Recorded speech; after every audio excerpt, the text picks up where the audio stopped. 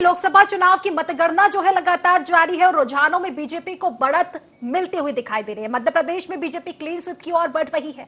BJP की बढ़त को लेकर मध्य प्रदेश के डिप्टी सीएम राजेंद्र शुक्ल से खास बातचीत की हमारे संवाददाता सुशील चतुर्वेदी ने। लगातार पूरे देश में अब रुझान आने शुरू हो गए हैं और ये स्थिति भी पूर्ण रूप से स्पष्ट हो गई है और जिस तरीके से भाजपा को भारी बढ़त मिली है और लगभग 300 के आसपास भाजपा भी सीट जो है वहां पर पहुंच रही है। हमारे साथ मध्य प्रदेश के डिप्टी सीएम राजेंद्र शुक्ल जी हैं।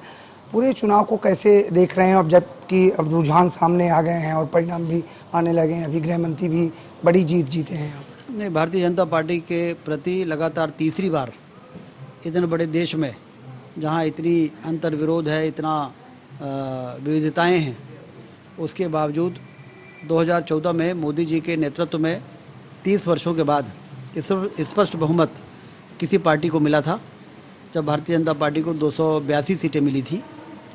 और उसके बाद 2019 में भी और फिर 2024 में भी आप देख रहे हैं कि मोदी जी के नेतृत्व वाली एनडीए को स्पष्ट बहुमत मिलता हुआ साफ दिखाई दे रहा है। इसका मतलब ये है कि लगातार तीसरी बार इस प्रकार का प्रदर्शन उसी प्रकार से जैसे कोई लगातार तीसरे मैच में शतक बनाए कोई क्रिकेट का खिलाड़ी, तो लोग कहते हैं कि बहुत अच्छा परफॉर्मेंस है। उसी प्रकार से मोदी जी के नेतृत्व में लगातार तीसरी बार स्पष्ट बहुमत की सरकार बनना, ये उनके द्वारा किए गए जो कार्य हैं उसका देश की जनता मूल्यांकन कर रही है। कुछ राज्यों में ज़रूर हमारी अपेक्षा के अनुसार सीटें नहीं आई हैं, आ रही हैं अभी, लेकिन अभी तो काउंटिंग बाकी है। कई सीटों में 10,000 से कम में अभी हम पीछे चल रहे हैं।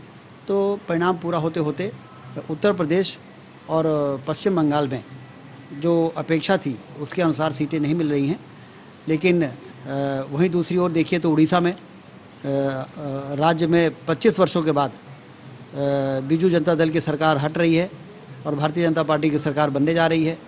आंध्र प्रदेश में जहां पर भारतीय जनता पार्टी का वोट प्रतिशत बहुत ही कम रहता था, वहां पर एनडीए जो तेलुगु देशम पार्टी के साथ हमने गठबंधन किया, वहाँ पर स्पष्ट रूप से राज्य में हमारी सरकार बनने जा रही है। तो यदि दो राज्यों के चुनाव को देखें, सिक्किम आपने देखा कि सिक्किम में भी मोदी जी के नेतृत्व के कारण भारतीय जनता पार्टी को वहाँ पर एक तरफा सरकार बनाने का मौका मिला है।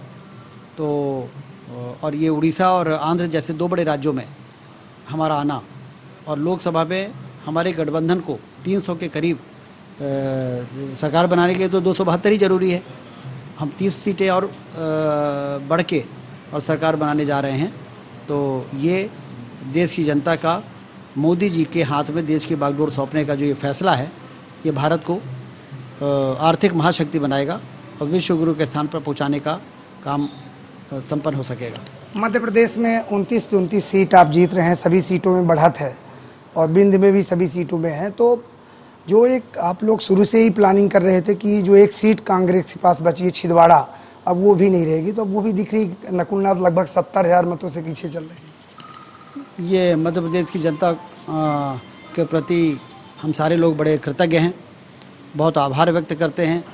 हमारे मुख्यमंत्री मोहन यादव जी और प्रदेश अध्यक्ष बी.डी. शर्मा जी के नेतृत्व में 29 में से 29 सीटें जितना वास्तव में भारतीय जनता पार्टी के द्वारा सुशासन जो यहाँ पर किया गया उसका ये परिणाम है। और वैसे भी देश में मध्य प्रदेश को भारतीय जनता पार्टी का एक बहुत ही आदर्श संगठन के रूप में कुशाभाऊ ठाकरे जी के समय से और फिर पिछले 20 वर्षों से हमारी सरकार है, तो उसके कार्यों के कारण हमारा जो भारतीय जनता पार्टी का गढ़ जो मध्य प्रदेश बन के तैयार हुआ था, वो इस लोकसभा के चुनाव में कायम रखा है मध्य प्रदेश की जनता ने। इसलिए मैं सभी को आपके माध्यम से बहुत बहुत धन्यवाद देता हूँ। बिल्कुल, ये थे मध्य प्रदेश के डिप्टी सीएम राजेंद्र शुक्ल, जिन्होंने साफ तौर पे कहा कि जो रिजल्ट सामने दिख रहे हैं, रुझान दिख रहे हैं, उससे भाजपा को बढ़त है और ये कहीं न कहीं विकास की जीत है। सुशील चतुर्वेदी, IND 24 रीवा।